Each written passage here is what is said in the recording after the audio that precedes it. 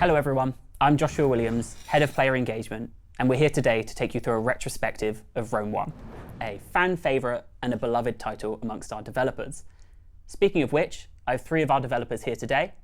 Thank you so much for joining us. Would you care to introduce yourself, Kevin? I'm Kevin. I am the franchise content director. That means I cover art, animation, and audio at the studio. And when we were working on Rome 1, I was the lead artist on the project. Brilliant. Ian, what about yourself? Yeah, my name's Ian Roxburgh. I am now currently a principal creative director. At the time, I just joined the company as a studio marketing manager, I believe, which is basically PR and marketing. But throughout the project, I started getting involved with the dev side of things and becoming a designer. So, bit of everything. Bit of everything. And Scott, yourself? Yeah, I'm Scott. I'm now the battle architect, so I'm in charge of the technology behind Total War battles across all projects. But back then, I was just fresh out of university, a graduate, and sort of just starting as a gameplay programmer working on the battles. Fantastic. Well then, my first question to all of you is, how did Rome come about? How did Total War end up in Rome? So we thought, okay, well, Rome is a great period because it's got like a very wide-ranging map. So we did our first little tests using the sports engine that we had for PC. So our very first test was we had a bunch of like Roman guys running around. I think it was a rugby arena, and everybody was quite excited about that. So that's where we started. And what was the reasoning behind developing a new title rather than a sequel to Shogun or Medieval? So we started Rome in I think it was like maybe mid-2000, and we actually started. So Shogun had finished. Medieval 1 had only started then, so a team had split off to work on Medieval 1, and we started Rome 1 only 1 month after Medieval 1 started. Wow. So we had two teams running at the same time. I remember I came for my interview at that point in time. Yeah. And Tim Ansell, the owner of the company at the time, sat there, and Mike Simpson sat there, and Michael de Plata sat there, and they pincered me in this interview, and they did apparently a classic interview technique, which is fire questions from all angles and see if you can kind of deal with that. And then there was two various extreme tests about personality, so God knows how I got through them. But and I remember in the interview, because they knew I was a Total War fan, because I'd been a games journalist and I actually reviewed the expansion for Shogun and given it a really high score. So Tim said to me, "What do you think the next Total War game should be?" I knew Medieval was on the way. I said, "What do you think the next step in Total War would be?" So I sort of was like, "Look, I'm such a fanboy, this is what I'd do." And I remember sort of saying, "Well, I'd make the campaign a bit more 3D and a bit more like this." And I kind of described, the battles being more 3D. Yeah. And he just went, "Okay." Yeah. And then, months later or whatever, when I got the job and started, on day one I entered the studio and Tim Ansell went, "Come here." And I don't know whose machine it was. It might have been yours, could have been anyone's, could have been his own. And he just went, "This is one of the games we're working on next." And he showed me Rome, the very early stage, and it was just like everything that I had gone, this is what I would love it to be as a fan. It was like going more 3D and really bringing you into the immersive side of it in that way. And I was just like, oh my God, I'm in heaven. This is every fantasy I'd have about what Total War would become. And that was the very beginning of working on Rome. It was such a technology shift, I think, from going where we had Shogun started off actually just as a purely assembler written landscape demo, and then they kind of had like sprites for the characters, and so that was how that started. And we kind of started again, and we knew we wanted like fully 3D characters, and like Kevin said, a lot of that was built off what we'd learned from doing the sports games.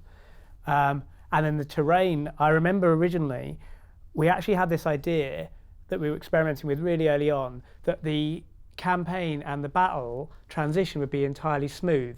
So you could go to anywhere in the campaign and zoom down in the battle, and that's where you'd fight it.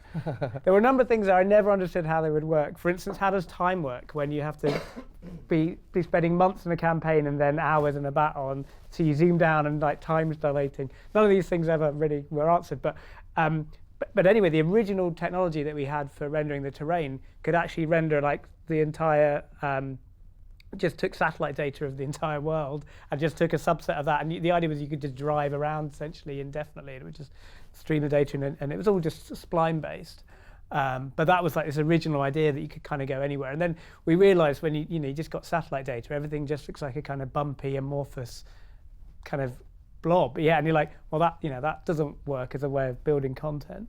And so we had to layer things on and actually have map design, but we still had some of that satellite data feeding into how the maps were built, and just loads of things that we kind of had a bit of free reign and did things. I still remember one of the programmers, and I don't know if anyone else knows this, but he actually put satellite data in for the stars. Yes, I do know so this. where you were in the world and what time of day it was, all the stars are in the right position and things like that. So we just saw it like this big Was thing. it in the right position for how it would have been back then?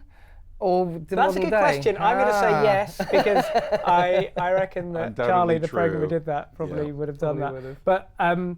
But yeah, because I can't claim to have done that. But the just the level of detail that we were going to is just like a real step above. We saw it as like, this is our, we've done this and we're going to go like a step above in every conceivable kind of way possible. Well, what were the kind of initial expectations of the sales of the game? When did you know it had become a hit? I think, to me, one of the times it became obvious more that it was going to be really big was probably that E3 where we won Strategy Game of the Show, where it was the game was still pre-alpha, and Activision were our publisher at the time. 2002, I think it was. Maybe? Yeah, I'm bad with dates, but back it was that far ago. A couple of years before we shipped. And I remember they were like, "Oh, well, you're going to be on the show floor with us," and then they got shown the game. Like, no, we don't think so. And Tim was adamant that we should. And so in the end, Activision weren't putting us on their stand. So Tim hired a separate room from Creative Assembly downstairs on the lower floor, and we went and demoed the game to people from there separately. And I remember this was one of the classic pre-E3 things where we're scripting a demo. It's the first time we could script and choreograph action in the battle. So kind of one of the things I was doing as a marketing person was like, I need to show the game to the world. So I was learning how to script and choreograph battles to make them look more like a finished game, because this was pre-alpha, there's no AI or anything. And then, we're building the battlefields and all working together till 3 a.m. and all that kind of stuff. And then we went out there with this separate little room, showed it to a load of people, and then what we did get on was a demo to the judges, where I think because Call of Duty were there, because they were by the same publishers, and we were just one of the lineup to present this demo to all the judges assembled in this other room on the main floor. And so obviously nerve-wracking, but like we did the demo, Mike DePlata, the creative director at the time, did the talking, I did the driving, and then we ended up winning Strategy Game of the Show from that. But you could just see when people first saw that engine and suddenly going from what we had with Shogun and Medieval to what Rome was, even pre-alpha, that it was just like, wow, you can do that in that way. And it just took everyone's imagination, because we had the famous elephant charge at the end, where at the end of the demo, what was the siege battle, the elephants came charging in and smashed them all around, and obviously that gives a big, oh, wow. But just the idea of seeing that engine and how the battles looked, just, at that point you're like, yeah, it's not just us going, wow, this is cool, as fans or whatever, it was, you could see the wider gaming community just going, wow, this is something special, something different, something we haven't seen before, and it was impressive technically, and the spectacle, and the gameplay was there, and that's when I first realised actually, this is going to be something big. Yeah. I remember Michael DePlata referring to it as like the best possible box of toy soldiers. Like you could have this thing that everyone's dreamed of, and especially like Rome was such a kind of evocative kind of time period that everyone has like learnt about when they're kids, and it's a very sort of a period that everyone knows so well, and that having that's like, this is the ultimate box of soldiers that you can play every single battle that ever kind of that happened. And yeah, that was a real drive, I think, to make it just step up the realism and the immersion to a whole new kind of dimension that we'd managed with the technology we had before that. Yeah, and then as we were developing all the scripting languages in order to demo the game in that way, then it was like, okay, we're kind of creating cinematic sequences with this as well. So actually the historical battles that we've had in our games, we can actually have a little cinematic intro as well using this scripting language, and then we started scripting the battles more rather than just whatever the AI does.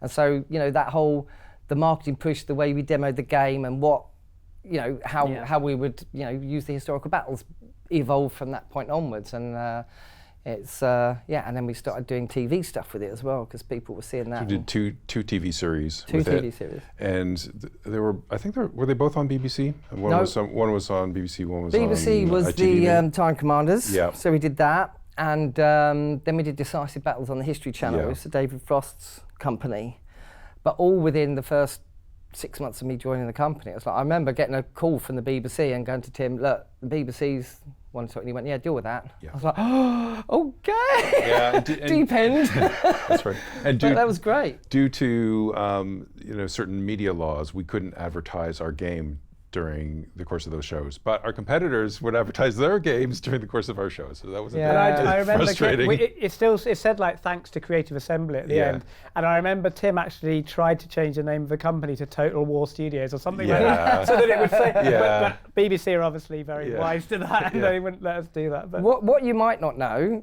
you may, but at the same time that this was happening, shortly after, as Time Commanders was being done, we actually did a pilot for an American show for Time Commanders, and it wasn't the BBC, so they're happy to use the logo. So the pilot show for that was hey, welcome back to Total War, and then the logo everywhere, and you're just like, wow, that would have been massive if that had come to pass.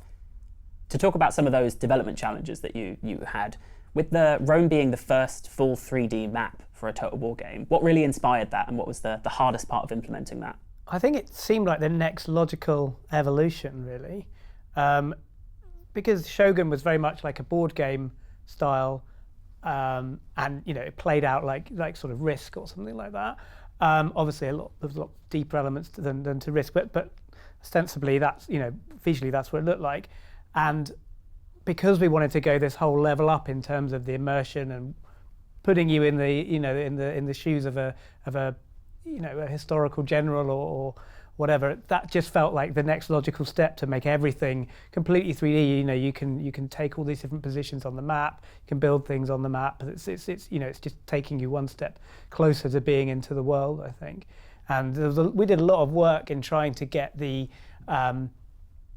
where the battles you fought on the campaign map, where what they look like on the battle map. We did a lot of work to try and make those glue together and seem consistent, and sort of as I said earlier, the satellite height map data that was used in both, and then we would take various key features and kind of mesh them together, points of interest, and sort of put them into the map. So we really tried to just make that experience as immersive as possible, which I don't think would have been possible in a more sort of 2D board game style experience.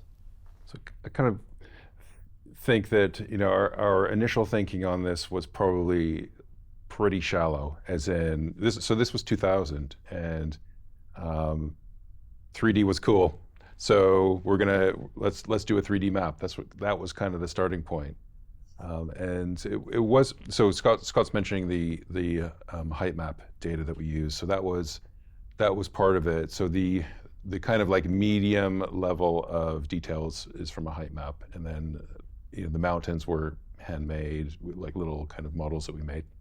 And the mountains are made from a set of kit pieces, which exactly match the set of Tetris pieces, by the way.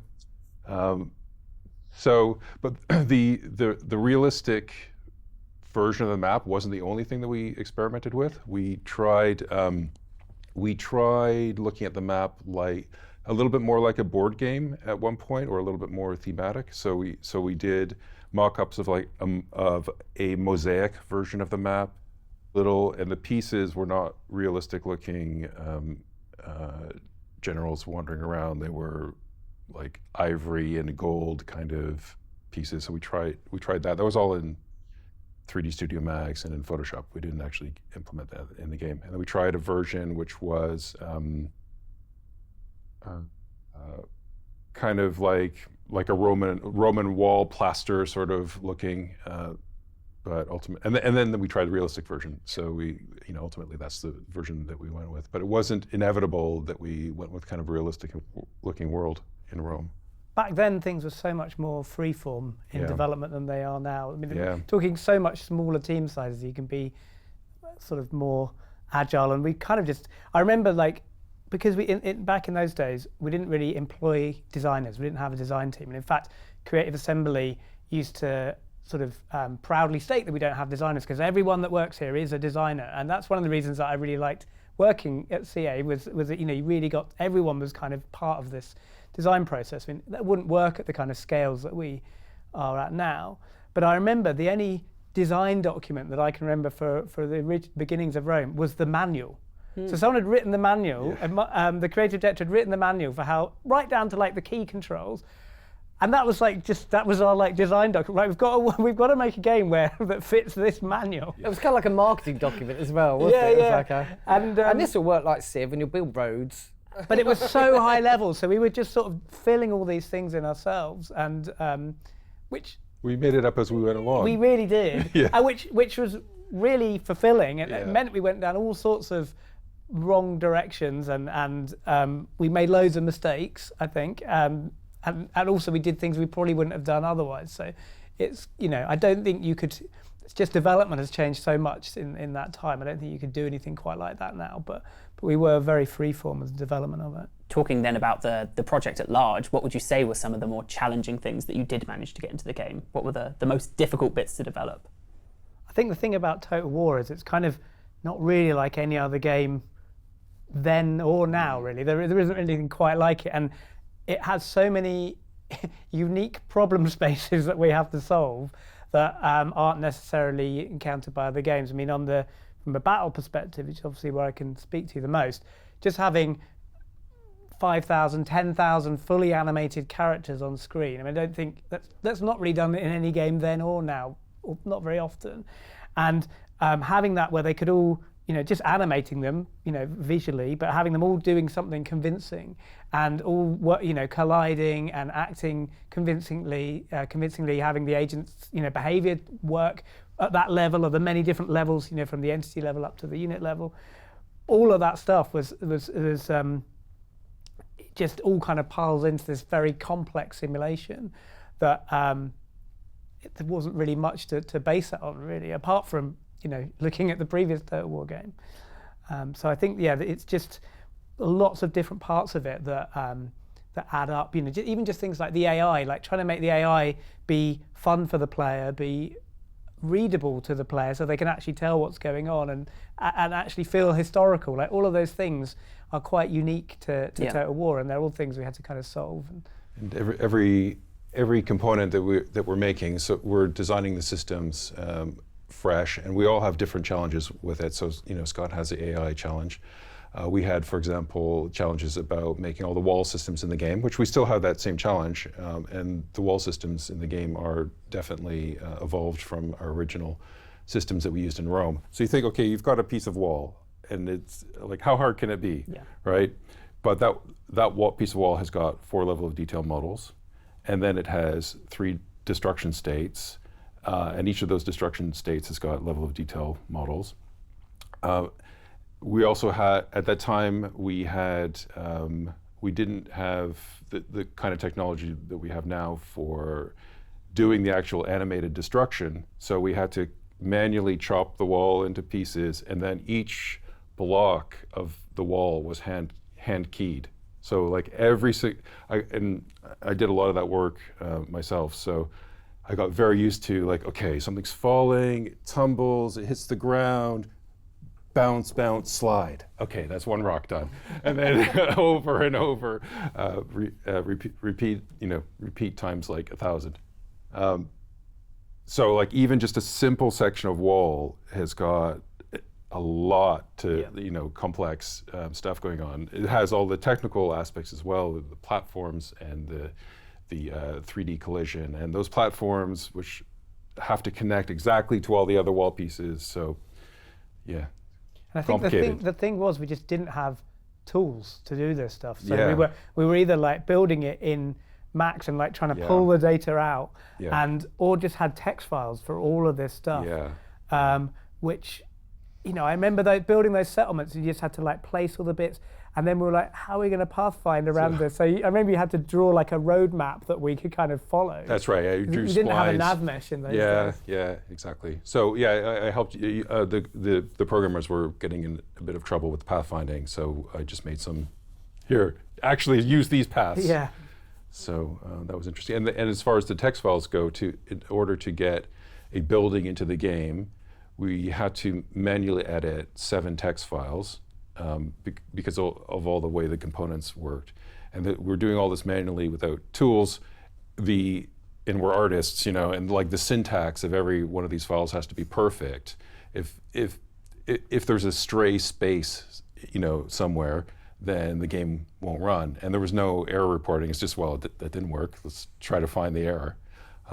And we didn't have our check-in system was quite interesting, where we didn't have Perforce or any kind of complicated check-in thing. We had a machine in the office that had the build on it, and you'd finish your work, and you test it locally, and then you're like, okay, well that's good enough to go into the build. So you would just copy that to the build machine, and then just hope that nobody else copied something conflicting or whatever. Because nowadays we have like source control systems, so we can submit some data or some code into the project, and we can know who submitted that, at what time, what the difference was between what it was before. And we did have that for code for Rome, so if someone broke the code, we'd be able to work that out. But with the data, it's just one big lump of data. We had no idea who put it there, at what time, or why. So Yeah. you get the game and it was broken for some reason, and you'd be like, something's changed. Yeah. And the only thing you had was by sorting the folder by date modified and sort of go, well, this file's changed. Did anyone change this building? Yeah. No one's owning up to it. Okay, why did they change it? Why is Yeah. it like this? And who do I talk to about it? And yeah. Well, it sounds like the major difficulty was the sum of all of the parts rather than any specific part. But if there was one part that you wanted to pick out as something that you thought maybe the average player wouldn't notice, so something in game or a mechanic, what would be that one thing, even a part of the marketing campaign, As the hardest thing. as something that a player challenging. wouldn't have noticed, but something that you're particularly proud of? Well, from my point of view, especially from the marketing point of view, was we alluded to earlier the smoke and mirrors that had to go on because we were putting it on TV, we're showing it to journalists. And when I first started, I went on a press trip with the creative director at the time, and we went to America to show all the big magazines and websites in America. And he just turned up with a disc with a build on. And his demo was, oh, this load of custom battle, throw 10 trebuchets in and some troops and just see what you see. And so we loaded that up in front of PC Gamer US, which was massive at the time, probably still.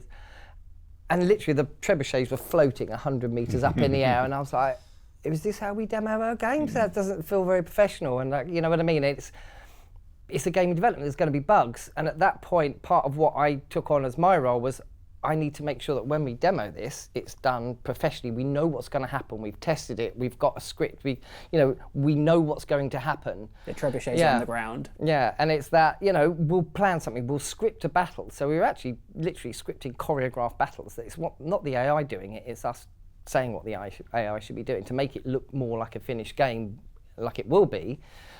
And that's the big challenge: is how do you make this game look more finished than in reality it is? And I think we did a lot of that. And I think we started building more and more of a department around how do we get those demos right, and how do we actually spend effort and time away from normal development to be able to show it in its best light at any given stage in time. You know what I mean? I think that was a Rome one where we really start to shift that and go, look, this is important. It's a great game, but we've got to show it off in its proper light, or it's just going to not catch on. So that was a lot of rethinking about, I think, what the company had done before, because it was all about what is the game. It's like, no, we've got to actually show it as we go along now, and that's a different level that we have to go to during development. And so I think that was quite a big change, actually. Yeah, I had a related thing about that. So the thing you're talking about there with the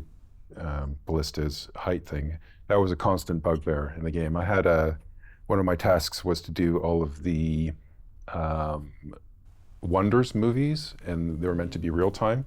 So, and we had a problem where the ground heights kept shifting around and other things. So after fixing all the movies 5 times, the camera like, You just "Oh, pre-rendered forget them this. I again, pre-rendered them, and that was. I that do was remember it. that. You get these because everything was like we try and make these movies that were shot in game, and so they'd script all these camera movements, and then a designer would like change the walking speed of a Roman legionary, and suddenly the camera like he's late to his cue, and he's not there, and the camera's like moved on, and there's no one there because he's walking 20% slower than he was when the camera position was altered. Yeah, I got tired of fixing them, so Yeah. I just rendered them out and put them in the game. But I think, for me, the thing that really sticks out is just the level of immersion we were able to put into those battles that we never got in. And in all the historical detail, like the testudo, all of them, like in kind of synchronization, putting their shields up, and it felt like everything you'd read about Roman history, just seeing it in front of you and playing it out. And I think that's something that I'm still really proud of, is how much of that vision we managed to get right and get in there. And even that testudo thing, I mean, there were different people had to hold their shields in different ways depending on where they are, and the testudo was not, not simple. There was also something where we used to slightly randomize the heights of all the men in the game so that everyone didn't look exactly the same. That does not work when you're a testudo, because you get one guy who's a bit taller and his shield's up here and there's a big gap. So I can't remember if we definitely set them all to the same height. I think we might have actually shrunk them whilst they're doing testudo. Yeah, that's right. And then grew them back again at the end. Yeah, that's what happened. So these little things that you have to do to make things actually work. But I think speaking about those historical elements, there's a lot in there that's really beloved. There's also some elements in there that are maybe slightly less historical than the historians would point at. So stuff like the burning pigs and the head hurlers. Where did you Those are find? historical. we had this thing we used to say that if we can find one reference to it, then we can do whatever we want with it. And I think with both of those things, the burning pigs and the head hurlers, I think someone had found it mentioned somewhere in the text, and we're like, right, that's enough for us. Yeah. We're gonna go with it. So was that it then? If that was the line between history and gameplay, was if you could find something. So the pigs were, I believe they were a technique to disrupt elephants. So they would cover them in tar, light the pigs on fire, send them at the elephants. So the That was elephants the would idea freak of out. them in the game, yeah. Yeah, I think historically that was that's the what, case. and that's how it manifested, yeah. I'm still sure. And then you could have like bacon wraps after the battle was done. I'm still sure that the head hurler, because I remember we all had our faces images taken Yeah. to use, and I'm sure the head hurler, the head that's you on the the head head hurler, hurler? I think that's my face. Is it? I Yeah. think so. 'Cause I remember it was on the back of the box, and I was Yeah. like, hang on a second, Kevin, is that me? Is that my decapitated head? Don't take it say it personally. is. Yeah, no, Yeah. not at all. Are there any moments then from the development of the game, any funny anecdotes that you've never had the opportunity to share? Now's your stage. Well, we were talking about the demo we did at E3, where we run the strategy game of the show, and while we were preparing that, we couldn't script the camera to move as part of the script, so I had to have literally coordinates locked in and attached to F keys, so that I could manually press F1 and then F2 and F3 at the right time for the camera to move around the battle while the creative director's talking about what's happening. And I remember when I was preparing that script, I was at home and I was like, okay, I need more than 12 cameras. So Coda went, okay, well you've got all the F keys and then you've got Alt F. And then you've got 24. I was like, brilliant. So I went home and then came back the next day and I was like, there's a crash to desktop. I can't work it out, but it's absolutely 100% repeatable. I'm like, so it's when I'm going through the second lot of 12 and I'm like, Alt F1, Alt F2, Alt F3, and then we just all went, oh, okay, we know where that is. So I spent the whole night wondering how the hell I could avoid this crash. It's like, no, it's an Alt F4 problem here. Easy fix though. Yeah, it's easy fix, yeah. So in the end it was Alt F1 to 3 and then 5 to 12. I still remember in those days you had to burn a gold disc, a gold master. That was what would go off and be duplicated and be in all of the packages on the shelves. There was no Steam to do updates, and that was kind of it. What you sent out. We did do patches. Sometimes they'd be on the front cover of a magazine, but they wouldn't have the same distribution that they sort of thing we're getting out. You had to get it right with that Gold Master. And so we'd have to burn it, and then some of us would have to stay late just to make sure that the disc actually burnt correctly, because those old CD-ROM drives didn't always write correctly, and so you'd have to stay and make sure. And I remember it's like 3 a.m, and we're all just playing video games, and we're all in a very strange state of mind. We're very tired, we're all a bit stressed out, but also like in a bit of a silly mood. And we're just playing video games. I remember we were playing Mashed on PS2. And I remember the creative director, who was always very, very calm, getting so annoyed at one of the other people who was continually knocking this car off the road. And I've never seen him be angry before, but this was his time to be angry. It's like, oh, I think someone's going to be fired just because of... it didn't come to that, obviously. But yeah, it was a fun time. It was like, it was a good sense of camaraderie, just from sitting there and like you had to get this game out, and there was there were only like, I don't know, 6 or 7 programmers working on that game. It did get larger later on, but for a lot of it was really small, and it was just like those late nights of just getting the game out. It's the camaraderie you mentioned as well, because every major milestone, whether it's an E3 or a press review or the Gold Master, whatever, it's just a group of people all in an office at 3 a.m. every night for like week, 2 weeks and all that, but you're all like really trying to contribute to something special. Yeah. So there's that excitement, but there's also, you're already exhausted, and your brain stopped working. You're like, I haven't slept for weeks, but at the same time, it really builds those relationships that last for years. And you know what I mean? It's like, it really pulls you together as a team, and you're all working together on this endeavour that is really worth it. And when you all feel that and you all care deeply about how that turns out, it's a great feeling to be part of. Yeah. And it's something that I don't think any of us will ever forget, those moments, even though at the time you're like, oh, I just need to sleep.